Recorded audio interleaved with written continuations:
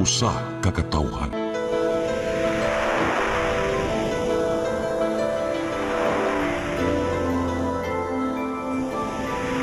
Cebu Catholic Television Network.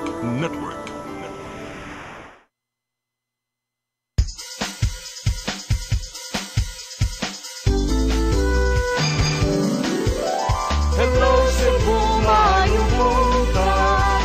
Yaksunta ang kahayag nga nagsulit sa matuod, nadagan sa panghitabo.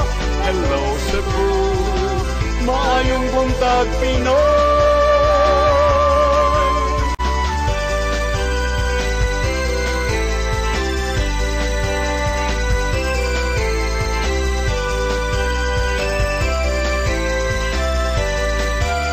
Ang katutulungan sa mga katawhan. Hello Cebu, hello Cebu, maayong buntag Pinoy, maayong buntag Pinoy, maayong buntag Pinoy.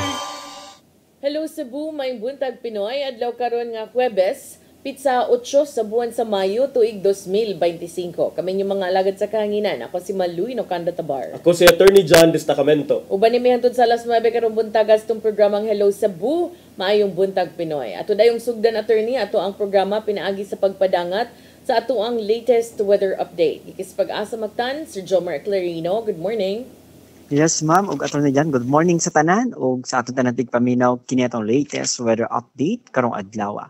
Ang low pressure area na atong gi-monitor na anan sa 80 kilometers silangan, amihan ng silangan sa may Cuyo, Palawan ug less ang chance kining ma-develop na bagyo or tropical cyclone. Samtang kining easterlies or init na hangin gikan sa dagat Pasipiko ang paday nakaapekto sa bambahin sa atong nasod. Atong weather conditions sa Central Visayas makasinati na panagsama panuron nga na sa medyo madag-o mo na kalangitan ug nay mga patak-patak na mga pagulan o kini mga localized thunderstorms. Padayon ta mag-monitor sa mag-i-issue ng mga thunderstorm advisories. Hinay nga to na sa kasarangan na hangin masinati sa Visayas ug kadagatan malinawan nga to na sa kasarangan ang pagbalod. Temperatura sa Cebu 26 to 33 degrees Celsius. Natay forecast maximum heat index karong adlaw sa Cebu na moabot sa 38 to 39 degrees Celsius ug under kini sa extreme caution na category. Haring adlaw mosalop alas 5:57 sa hapon, ang dagat muna sa alas 3 sa hapon, mutaob sa alas 9:01 sa gabi. Philippine Standard Time alas 8 sa isa buntag gikan diri sa Mactan, Pag-asa Visayas, DOST Jomar Clarino.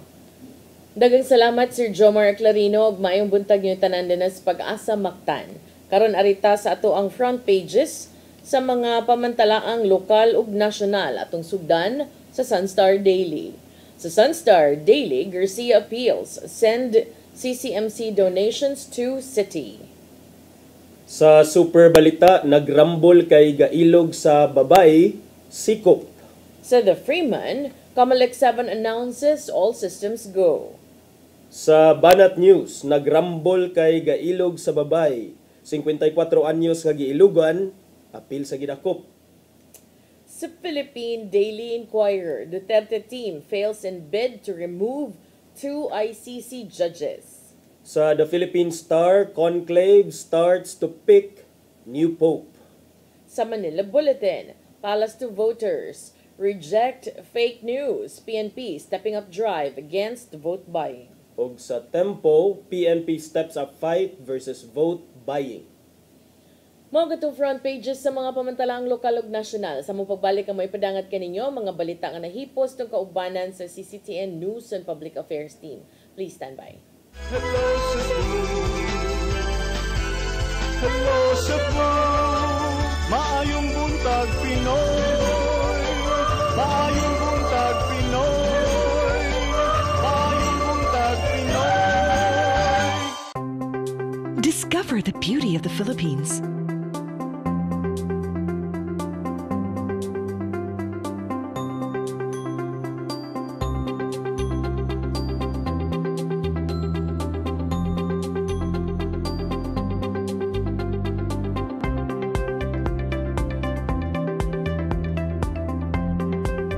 with Philippine Airlines, the country's flag carrier.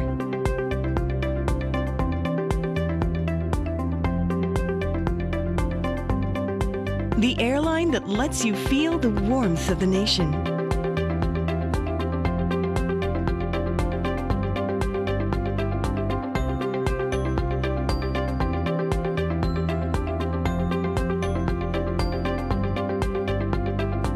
Mabuhay!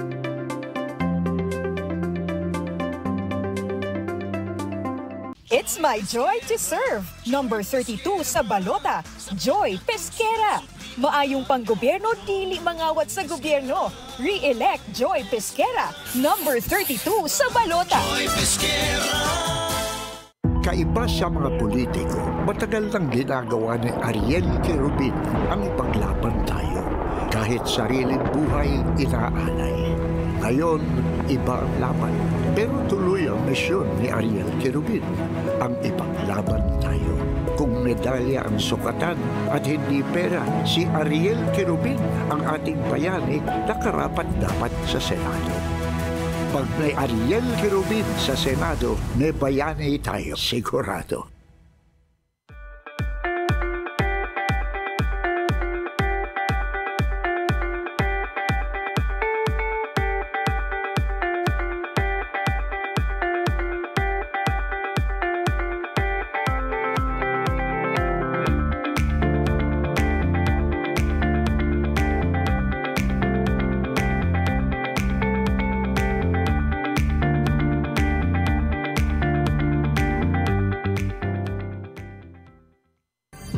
Ito ang programa kung saan magko-collaborate ang ating mga ozone na doctors para ibahagi ang kanilang kaalamang medikal. I believe with all my heart that the Lord is allowing us to understand that He's the one who are extending this life and we have to really take care of our body. Yes. Matag episode, among ipaambit ninyo ang mga healing testimonies. Every day, pagising mo, iisip ko kung ilang taon na lang yung tatagal ko, yung ganun.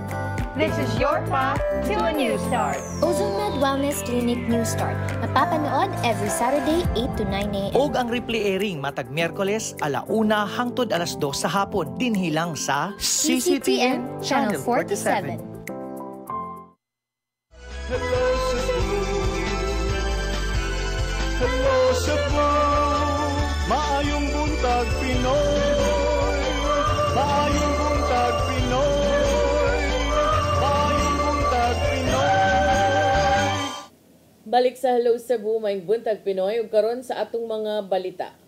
Nagunas to mga balita karong buntaga, hapsay ang final testing and sealing sa automated counting machines nga gipahigayon dito sa Abellana National School. Mga detalye sa report ni Gia Navarro. Nahimong sayon og paspas ang dagan sa final testing and sealing sa Abellana National School ning adlaw Miyerkules. Dungan kini sa ubang mga tunghaan sa dakbayan sa Sugbo, isip kabahin sa pagpangandam sa nagkaduol nga eleksyon 2025. Sa takdang alas 9 sa buntag, gisuwayan na sa masakop sa Electoral Board ang automated counting machine nga gi-assign sa ilang clustered precinct. Sama na lang ning clustered precinct 279 diin gawas sa mga poll watchers, apil usab sa mga misaksi ang mga sakop sa Cebu City Police Office. Gibantayan sa mga ana sa sulod ang matag prosesong gibuhat sa matag sakop sa Electoral Board. Gikan kini sa pag-operate sa ACM, shading ug pagpasulod sa baluta hangtod na sa pagpagawas na sa mga resulta. Hinuon, maayo ang nimong dagan sa pagtesting. Kutob na sa pag-re-zero sa ACM aron masiguro nga andam na. Kanandisa na mo, mana mo ang technician diri assign si Mark nga kung naay mga problema gani sa amo ang machine, pagka-trouble siya anytime from ongoing na mga operation, putawag namin niya. Narami contact number niya, sila po dapat contact namo kung in case na mo ka ng kuhan. Human nga nagipos og selyado ang mga gamit. Gidala na dayon sa conference room sa principal's office aron pabantayan sa masakop sa kapulisan. Gipasabot sa principal nilang si Evelyn Pialago nga gwardyado sa masakop sa kapulisan ang storage area sa ACM. Mga clustered precincts apil na ang mismong palibot sa eskwelahan. Kaya ng panahon na mag-abot ang libuan ka mga botante gikan sa barangays Sambag 1 ug Sambag 2. So ang ACM nato ibalik gyud nato dire sa office. I-safeguard gyud na siya so that by Monday as early as 3 o'clock magsugod na punta og kuan distribute because there is a special time for the senior citizen at 5 o'clock ang ilang voting time mo start. Sa kinatibuk-an ay mong malinawan ng final testing and sealing. Gawas lang sa usa ka presinto diin nakasugat o kakulian ang usa ka ACM. However, we have one clustered 271 having glitches in their machine. However, it's now being addressed by the DESOTEC and ongoing ang ilang conversation on how to troubleshoot it. Sunod nga pangandaman sa mga magtutudlo ang setup sa palibot sa Abellana National School karong weekend. Magpadayon ang ilang pagbantay hangtod nga mga bot ang mga baluta karong Lunes sa kadlawon aron masugda na ang pagpamutar. May pasalig gino nagkadagkuan sa Cebu City PNP nga may mong hapsay ang nahabiling adlaw sa dili pa ang eleksyon.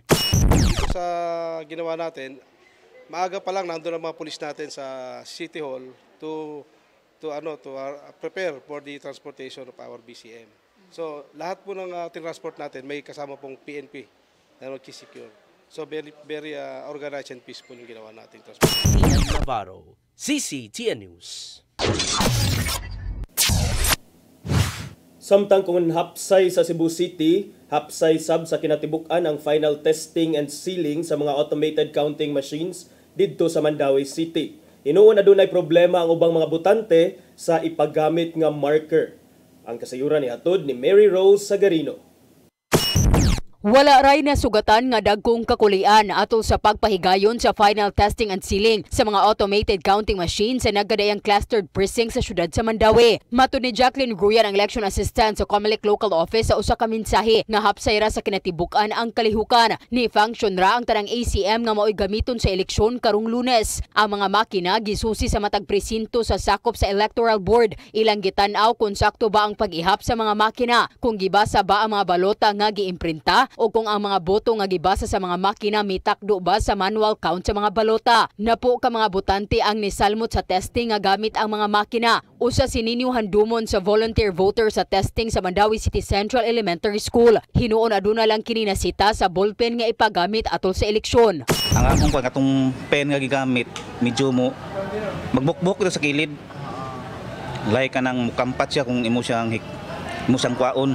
Amo to inig kuan nimo mo lapat niya sa circle. So ang akong suggestion is ikuan siya sa center mura sa tuldok nga inana lang gyud siya dili na sa mo round o kay nay possibility mo kampat ninon siya na natilin siya i-count. Ang Mandawi City Central Elementary School ni padayag usab sa ilan ng kaandam sa eleksyon sa Lunes o gaduna na gipatuman nga mga lakang aron masayon sa mga botante. Hilabi na kini mao ang labing dako nga voting center sa syudad.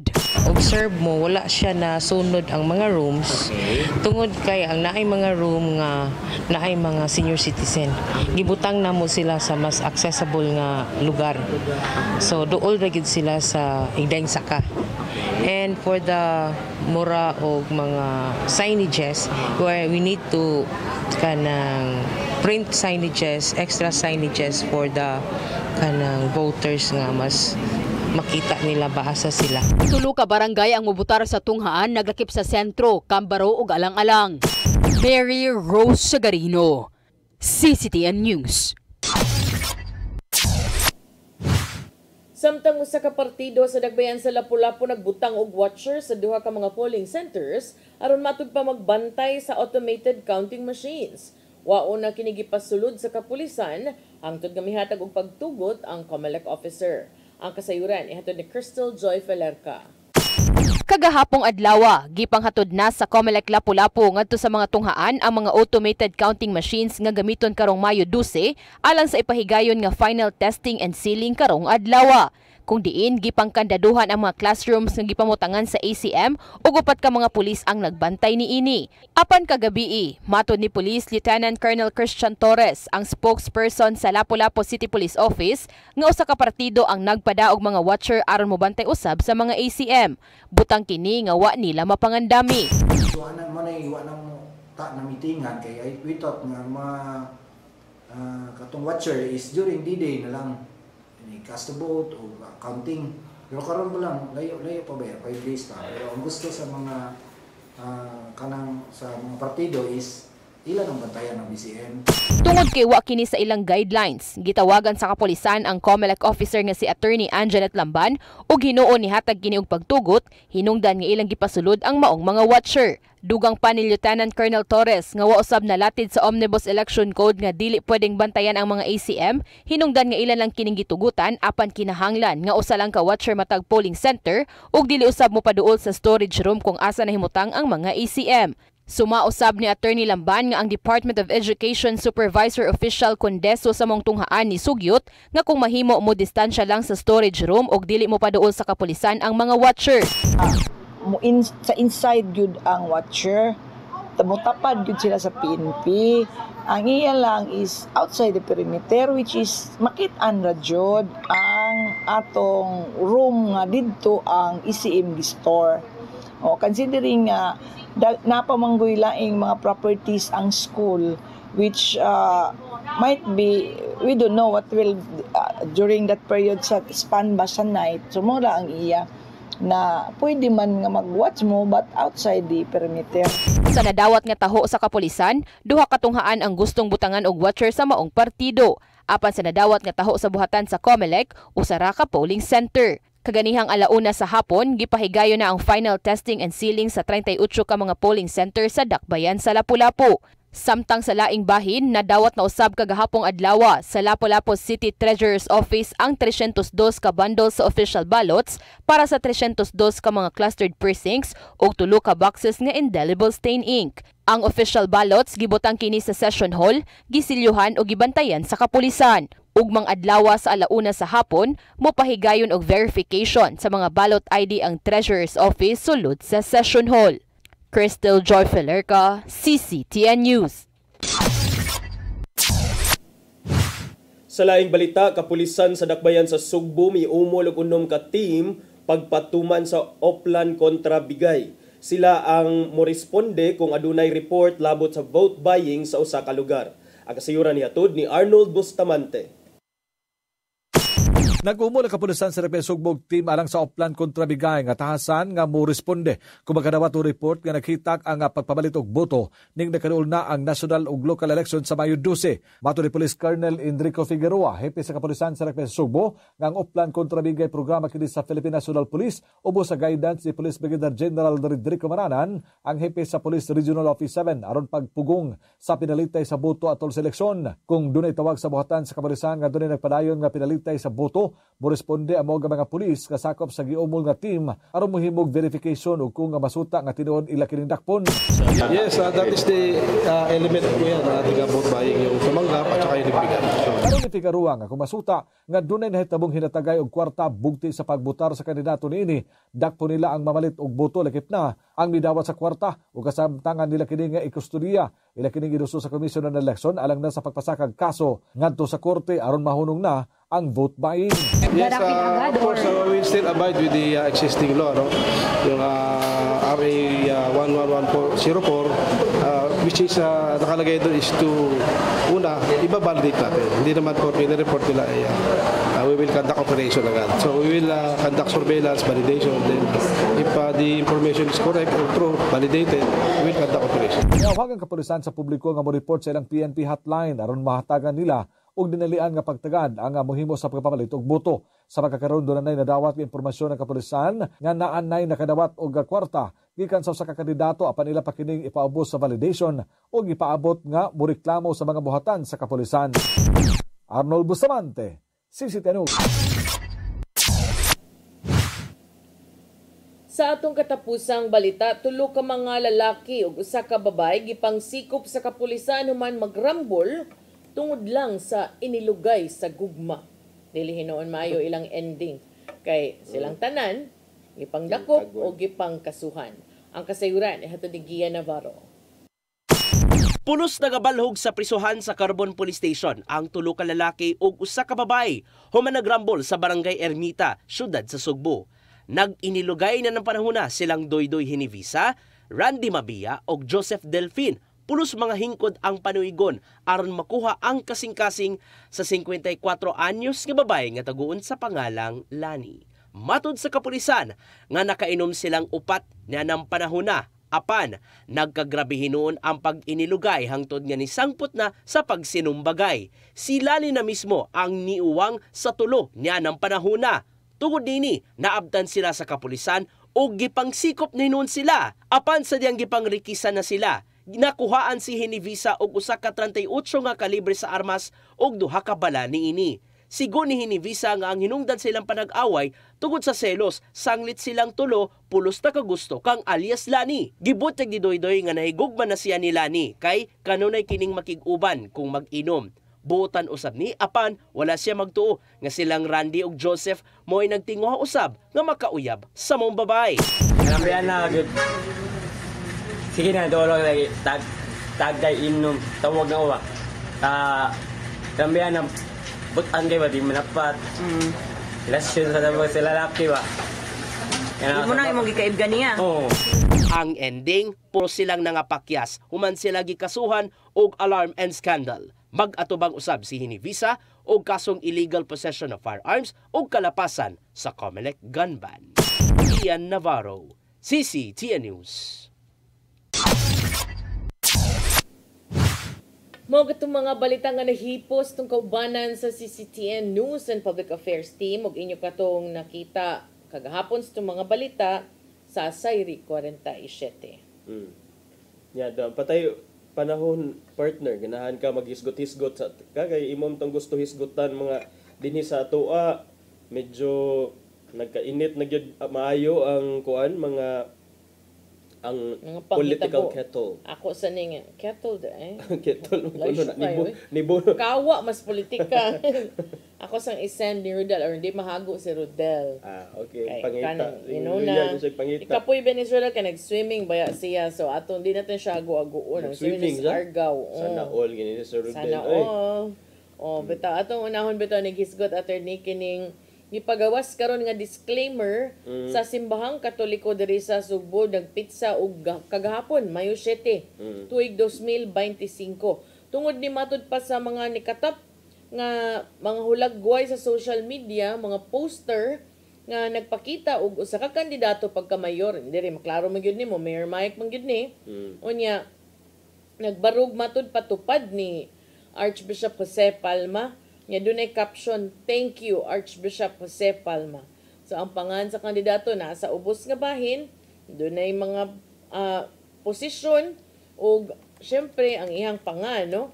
So, ang pamahayag sa simbahang Katoliko niingon, "We wish to inform the public that the Cebu Archbishop is not endorsing any political candidate, whether at the local or national level. Neither has the Archbishop allowed any of his priests to use the pulpit to promote or defend any political party or candidate."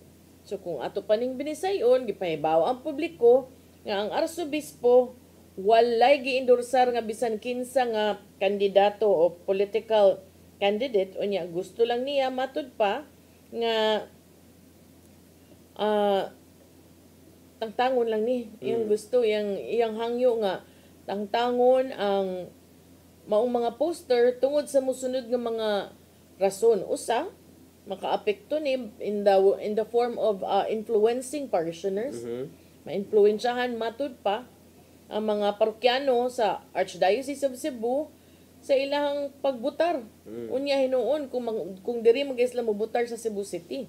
Unya naka-expose ko ni matud pa sa Archbishop sa mga sanctions ubos sa Omnibus Election Code nga lakip sa Prohibited Act mao ang coercion of subordinates wherein any public officer or an officer of any public or private corporation, association, head, superior, or administrator of any religious organization with quote with kanang parenthesis emphasis ours or any employer or landowner who coerces or intimidates or compels or in any manner influence directly or indirectly any of his subordinates or members or parishioners or employees or house helpers, tenants, overseers, farm helpers, tillers, naabot na gyud ni sa mga tig-ugmad siyuta, leaseholders to aid, campaign, or vote for or against any candidate or any aspirant for the nomination or selection of candidates.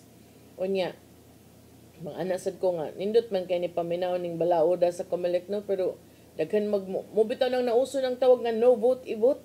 Pero kanay lang kang Archbishop Palma, iya lang ning giklaro nga dili siya ani niya. Ikaduha matud pa ang paggamit sa maong hulagway alang sa kampanya or election campaign purposes, wala kini matud pay informed consent, wa na nanghid sa arsobispo. Ug kini matud pa nakalapas sa katungod sa arsobispo ubos sa RA 10173 known as Data Privacy Act, which requires informed consent in the processing of personal data. Samtang ang kinang katapusan gyud, the Cebu Archbishop offers prayers for a peaceful and honest midterm elections this coming May 12. Signed, Attorney Reverend Father Domingo de Los Angeles Jr., Father Dan, Legal Officer and of the Archdiocese of Cebu, and approved and signed by the Most Reverend Jose S. Palma, Archbishop of Cebu. Karon ang pangutana, saan galing ito? Saan galing ito? Basig, Sino ang gumawa nito? Sino ang gumawa nito? Tinuod ba yun nga kang Mayor Mike ni? Or mga kaatbang ni Mayor Mike pud mo'y nagpasiugdaan ni? So, kamo na lay bana-bana diha kung unsaon na ninyong proseso, kamo may mubutar. But I just wonder, partner, kung di-post si Kuan, si niingon naman gyud si gi-clarify naman gyud ni Archbishop no nga walay consent gikan sa iya ha, but also ni siya recent ni siya nga photo kay nakita mo gud ako nga nag-vest siya nga naay Kuan, Mike Rama, and then all smiles man silang duha, but maybe lang na naka-take og photo ani, or is this a studio photo as well kay Urag puti man ang background, but it's too easy to manipulate photos nowadays naman sad. So kana kinsa may nagkuan ani, kinsa may I hope lang guided ang publiko, especially ang mga Catholic voters no, kay na may clarification gikan sa Archdiocese of Cebu nga dili lagi wala sila gi-endorso nga bisan kinsa nga kandidato karon, but they are just hoping for peaceful elections. Kay kuan pod mo pod ang gi-emphasize lang sa simbahan nga wala ni gi-endorsar, at the same time wala sad ni nananghid nga gamito ni nga picture. So kung di mo gyud ta mahibong no, kay kasagaran na andan ang uban pod inigdayong sugod sa kampanya, first day of the campaign period manimba na, magpamisa na. Kaman mo, filing, magpamisa. Mo bitaw nang usay mo na kung unsa mo kanino, kinsa mo kang ampo donggon sa Ginoo. Kay kani sila tanan magpamisa sa tanan. Sila tanan hinimba naman kayo basta kuan. So kani niadto siya didto, di sad ko mahibong ug niadto gyud ni siya ngadto kay mga isa siya blessing. Which is something that the Archbishop can give. Kay blessing man gyud na to people who needs his prayers, his blessing. But that does not mean endorsement. Lahi, atong klaruhon, lahi ang basbas, lahi ang pangaliya, pero lahi pod ang pag-endorso ninyo.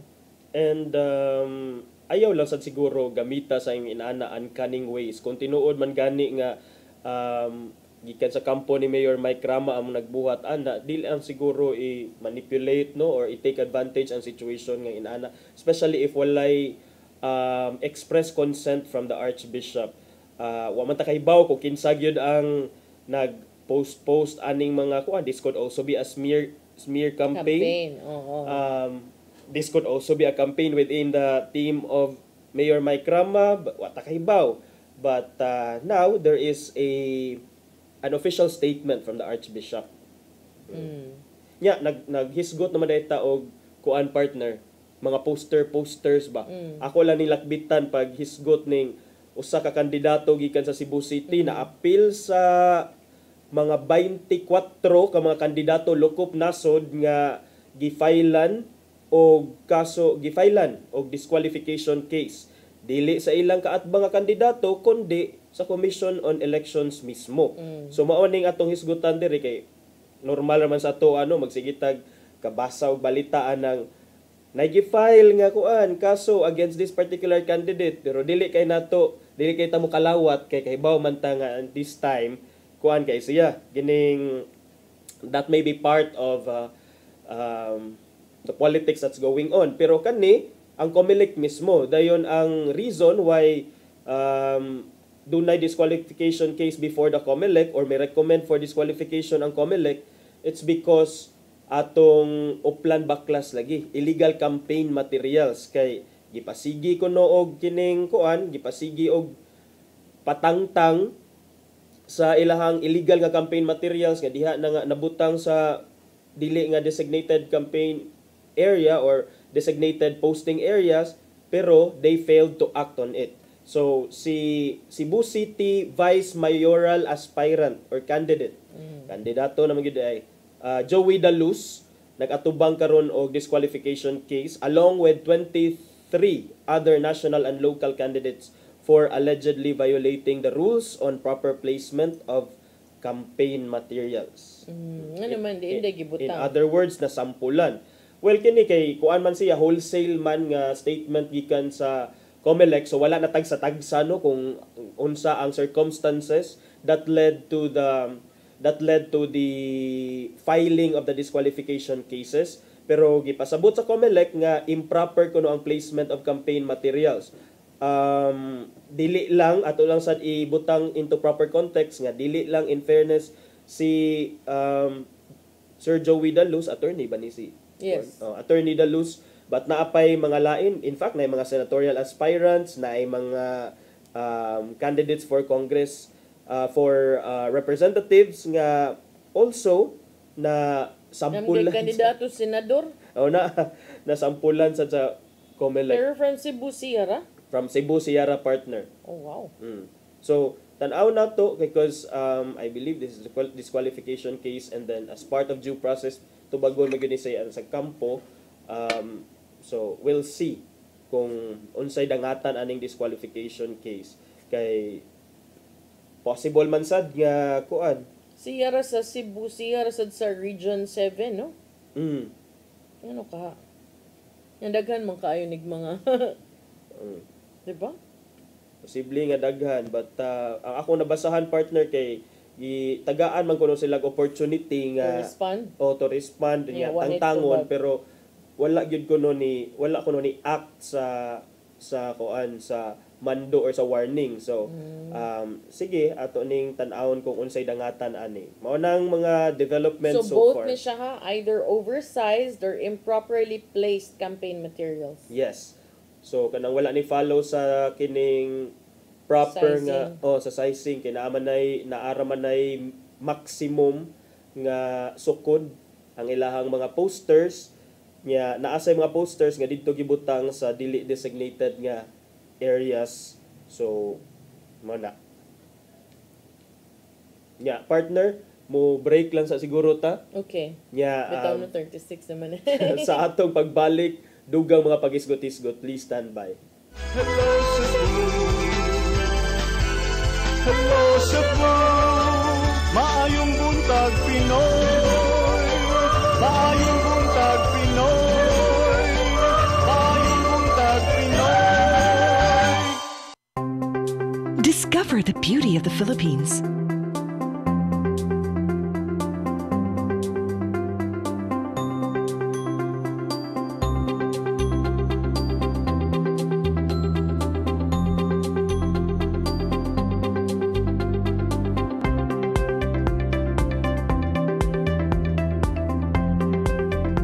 Philippine Airlines, the country's flag carrier.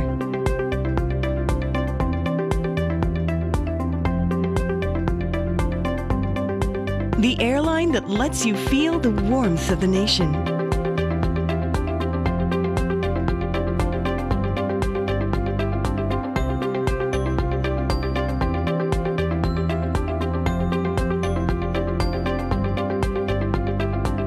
Mabuhay!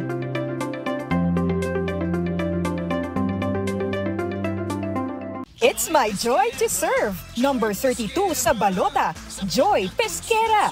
Maayong panggobyerno, dili mangawat sa gobyerno. Re-elect Joy Pesquera. Number 32 sa balota. Joy Pesquera.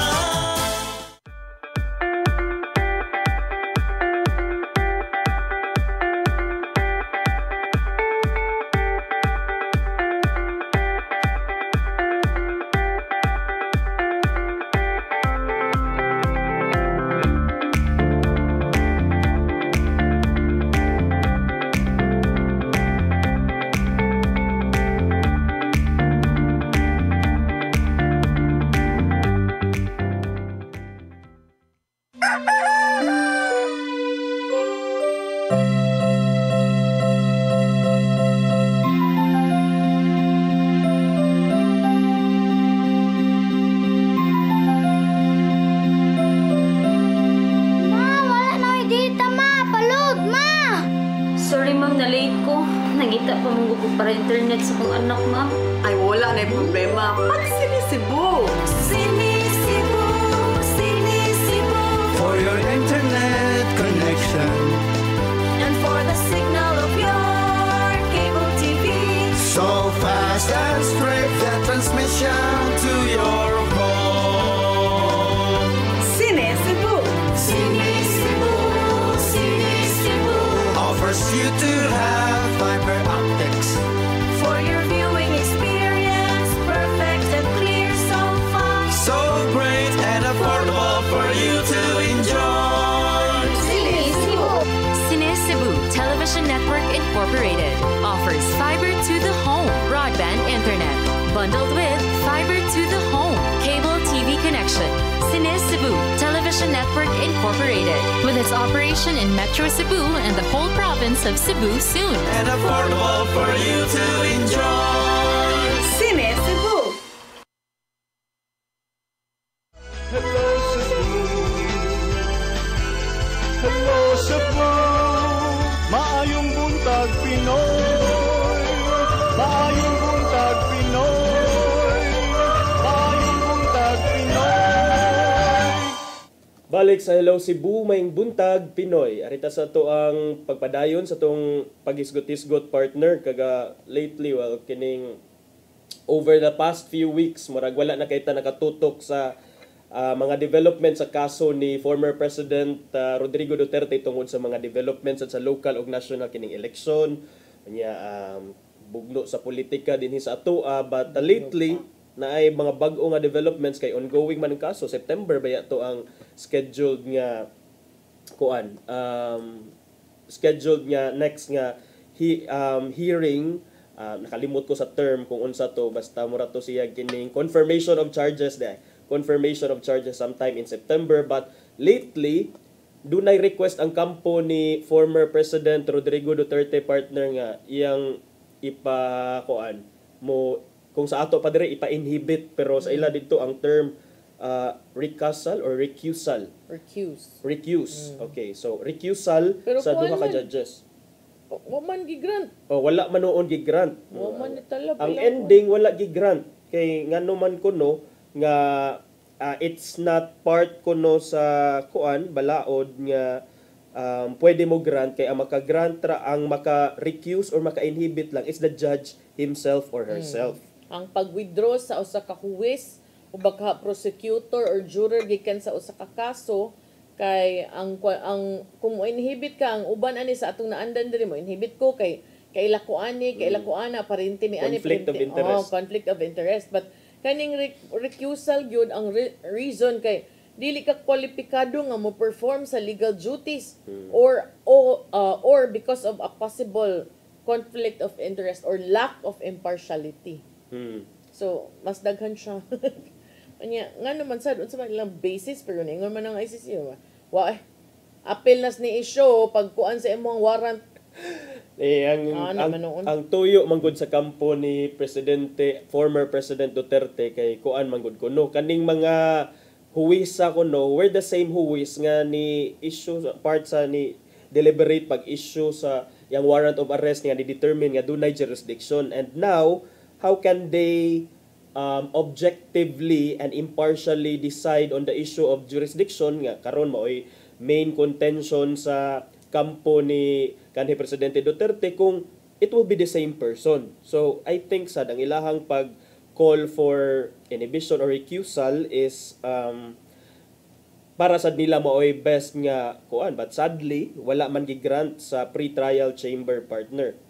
And then lately naasad toy kuan gipagawas nga memo or note ang pre-trial chamber nga na murag katong listahan sa mga ebidensya nga gipagawas na sad sa pre-trial chamber against the former president. So tan-awon sad ni nato kung unsay wala man adto gitagsa-tagsa kung unsa nang mga kuan, wala gitagsa-tagsa kung unsa nang mga kining klase sa ebidensya ang naa didto pero ubay-ubay to murag 100 ka pin. So far sa atong pagtutok aning kaso ni kung pasauban Tatay Digong diha sa ICC kay wala pagyoy plea or motion nga gi-grant. Sugad yung pag-start katong i-grant nila nga ipa-extend unta ang mo kini mo kana, wala sad ni sugot ang court. Karon na sad do na sila'y prayer nga ipa-recuse ang mga judges, wala sad ni sugot ang court. So inana ka lisod i-penetrate. Inana kagahi. Inana kagahi ang Dili ICC. mata-basta ba? Dili basta-basta. So, sa side ni kanhi Presidente Duterte partner, may file na ni sila earlier on og challenge. Ila na ning gi-question ang jurisdiction sa ICC ni adtong May 1 nya. On the same day, they submitted a request for the excusal of the judges nya. Ang kampusad, ang legal team ni Duterte is now focusing its defense kuno on whether the court has jurisdiction or not. Kung maingon tag jurisdiction kini kay jurisdiction is murag legalese ra kay siya nga termino, pero when we say jurisdiction kining importante ni nga ang korte na jurisdiction over the case and over the person. Unsa lagi ang jurisdiction?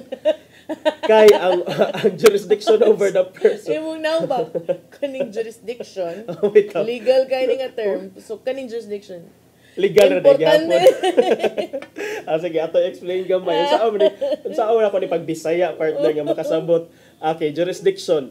Ang jurisdiction pasabot ana ang korte nga nagtry nimo dunay power nga mo carry out sa hearing, mo papriso nimo, mo deprive sa imo og mo impose sa judgment. Otherwise, kung wala siya jurisdiction, dili part sa iyang power.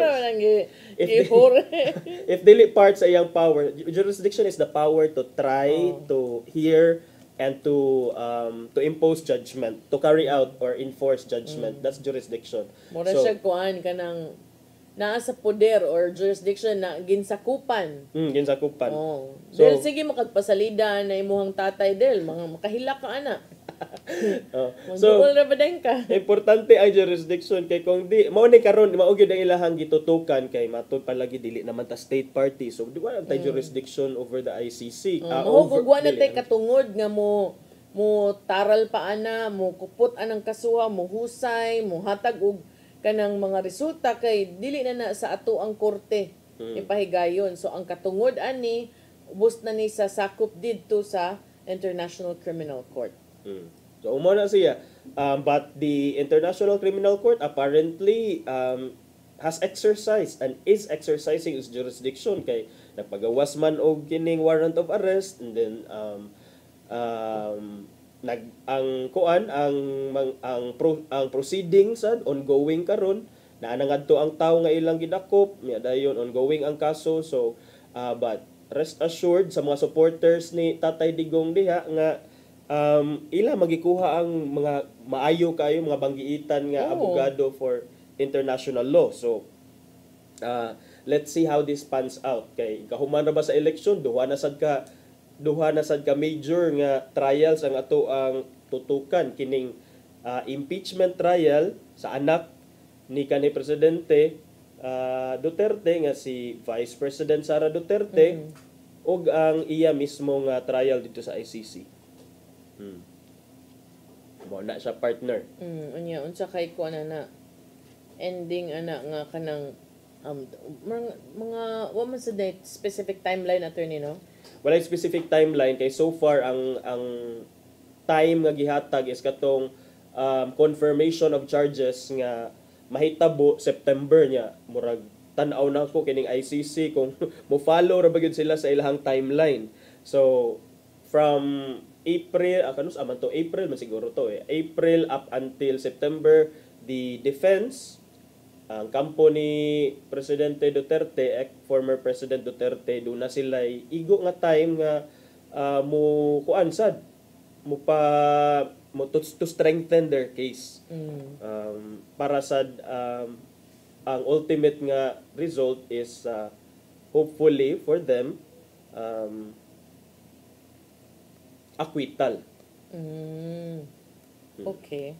Then ato sad nang kuan o sa giatangan asa magunang impeachment trial ba, or is it impeachment trial, or is that is it the kanang chika nga impending arrest of the remaining nga mga kauban ni kanhi Presidente Rodrigo Duterte? Depende man kuno. Kaya na naman sad kuno nga to'y kanang lista nga mao ni ang musunod kay giuna siya but na pabiya daghan pud nga gipasaka og kaso nga kauban sab niya. Di ba? Tanaw na to na kung asay mag-una ang arrest ba or ang kuan ang trial, but so far mauna sa update sa ICC part. Wala ba yung immunity, attorney, considering nga si Vice President Sara is still sitting as the president, Vice President? The immunity, ang presidential immunity applies to the president only. And the congressional immunity applies only to the sitting representatives and senators. The Vice President walay giingon nga walay gibutang sa constitution. Not that I'm aware of. Yeah, but pero how can the senators be immune and then the Vice President not? Well, that's what the Constitution says, partner. Why? The reason is that dili man gud ka makapatuyang og file sad because the job of the lawmakers is to craft laws. So as long as there is dili na diha kuan, as long as there is session, na ay session, meaning to say unsa day opposite sa session karon sama karon partner kana recess. Kung recess unless dunay recess, so they enjoy that privilege, they enjoy that immunity, but only for dili sa tanan nga kaso ha, kay katurang mga kaso nga imposable penalty dili mula pa sa 6 years, pero kung mula pa 6 years bisan pa whether it's recess or in session pwede ka makuan kay ang Constitution only provides protection or immunity for actually this is not immunity kuan ra, you can still be sued pero dili ka pwede ma-arrest. Immunity from arrest lang siya. Okay. Unlike sa president nga immunity gid siya from everything. suits.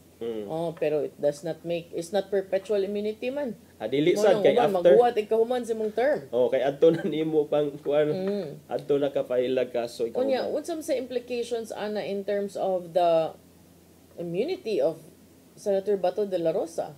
Mao tong giingon ni Senator Chis Escudero nga as much as possible willing sila mukadol niya when they are in session. Pero unsa man wa pa man recession. So but I think it's too early to say about that. But is it really too early considering katusang warrant of arrest against the former President Duterte came, I don't know if it came surprising to you, partner?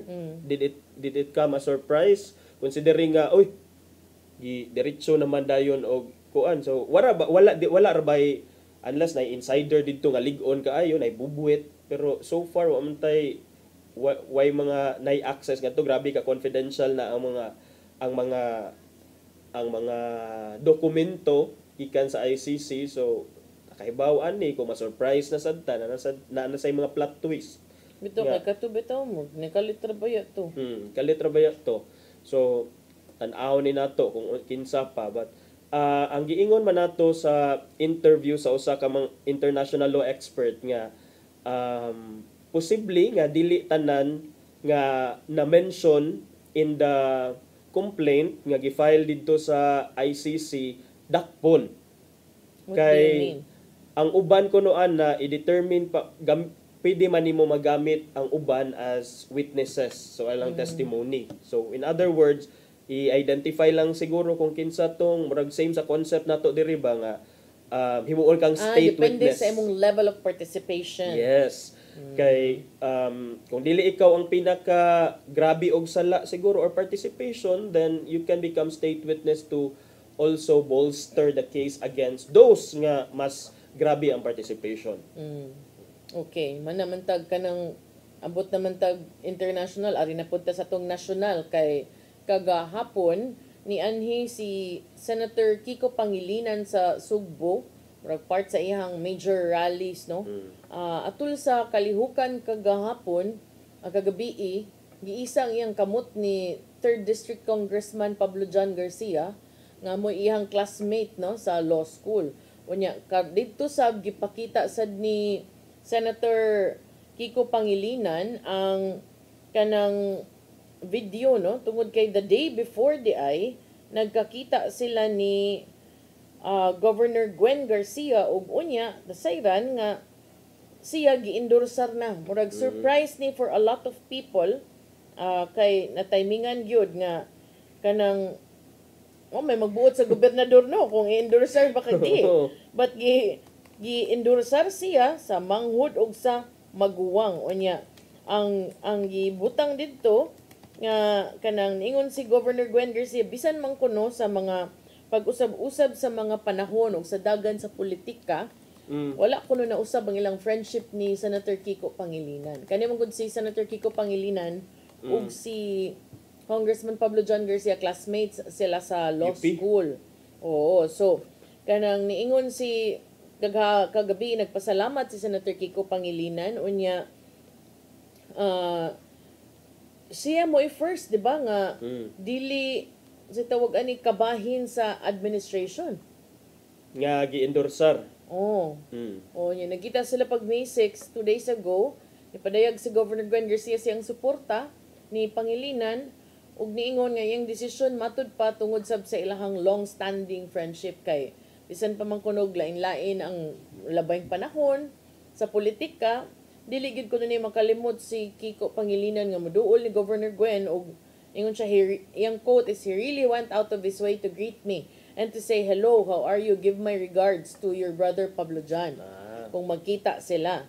Unya siya, I was so touched by that gesture. Giingon ko na ni matud pa ni Governor Garcia ato sa panagtigom sa mga barangay captains ug mga mayor gikan sa mga 5th and 6th district nga officials. Ingon siya, this really shows you what kind of person he is.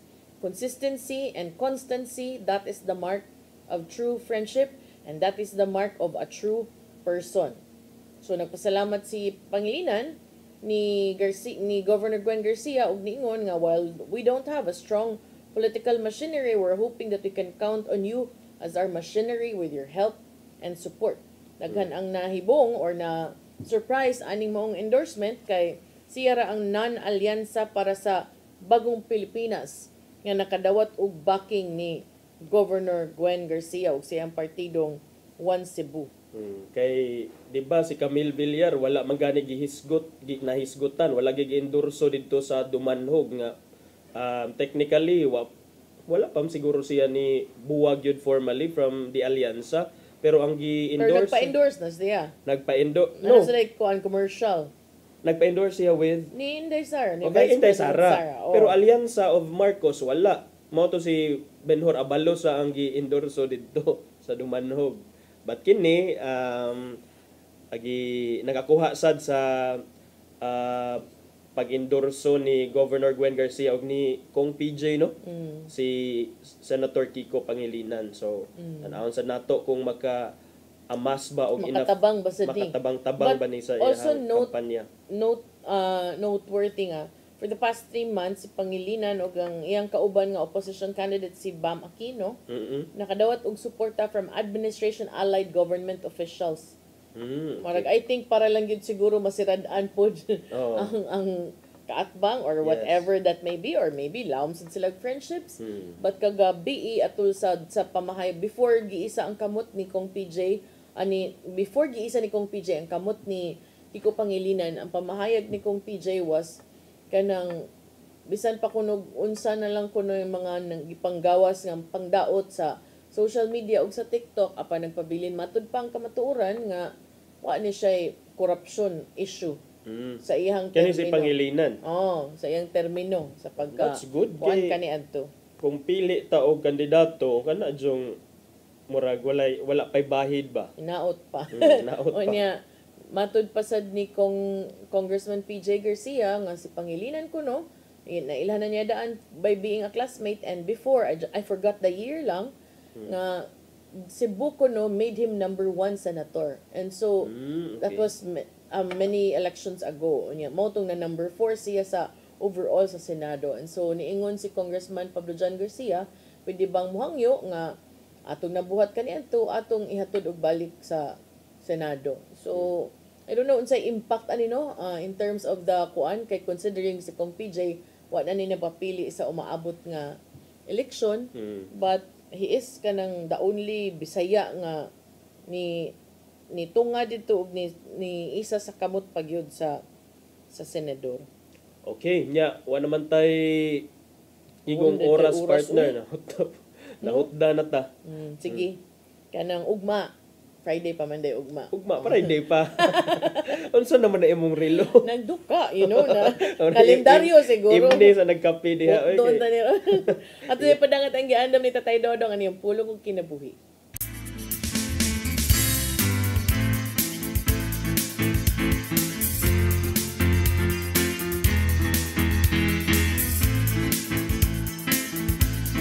Ang pulong mo ang diwat sa dalan ko. Matag binuhat, dunay konsensya. Kung kini mo ang iyang giya sa pag-ila sa husto o sayo.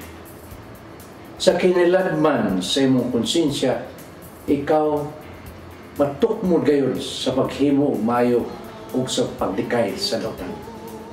Busa may danon nga pagpamati gayon kung unsay gisulti sa imong konsensya. Kay kung dili ka maminaw nini, guba ang imong kinabuhi ug magpuyo ka sa kinabuhi nga puno sa sala. Sa 1 Pedro 3:16 ang ingon, batuni ang malinis nga konsensya. Sa matag higayon nga kita mubaliwala lang sa atong konsensya, ang atong kasing-kasing mahimong tiga. Hangtod nga mabot na gayon ang higayon nga dili ka na magpanuko sa pagbuhat og dautan. Sa 1 Timoteo 1:19 nag-ingon, ug padayon sa imong pagtuo ug malinis nga konsensya. Ang ginagmay kung magpadayon makamugna og dakong kadaot sa imong kinabuhi. Hangtod nga maglisod ka na sa pagbangon ug dili na mausab pa ang mga pangitabo. Busa may danon ang pagpangayo kanunay o giya sa Espiritu Santo. Kay siya ang magtudlo kanimo sa husto nga dalan nga ngayong subayo. Mga igsoon, mo kini ang pulong nga maghatag kanato giya sa atong kinabuhi. Pagampok kita. Lagi itong amahan, maglisod kami pagbuntog sa sala nga kanunay magsunod-sunod kanamo. Apan nasayod kami nga sa among pagduol kanimo kami dili nimo pasagdan ug imo kaming tabangan nga magpadawgon kining tanan namong gipangayo pinagi sa imong bugtong anak nga si Jesucristo. Amen. Ang samahan sa anak sa Espiritu Santo. Ang pulong mo ang diwat sa dalan ko. Pulong og kinabuhi ni Tatay Dodong Limchua mo nagtapos sa atong tulumanon. Daghang salamat sa Philippine Airlines. Thank you Archbishop Jose Palma, Nanay Diana Limchua ug Tatay Dodong Limchua. Thank you Sir Dennis Tabar, mga kaubanan sa TOC, Sir Robert, Miss Inday, Sir Matmat, Miss Mabel, Miss Joanne. Sir Michael, Sir Rodel, Sir Raymond, Sir Bruce ug Sir Ferdy. Salamat sa inyong papakig-uban. Apan sa di pa day ko man namilit, I'd like to greet happy birthday sa akong sister-in-law nga si Inday Josephine Jojo Tabar Malubay. Inday, happy birthday. May have more birthdays to come. O niya... Birthday. Okay. Ako si Malu Inokanda Tabar. Si Attorney John Destacamento. See you tomorrow sa itong programang Hello Cebu. Mayong buntag, Pinoy. God bless us all.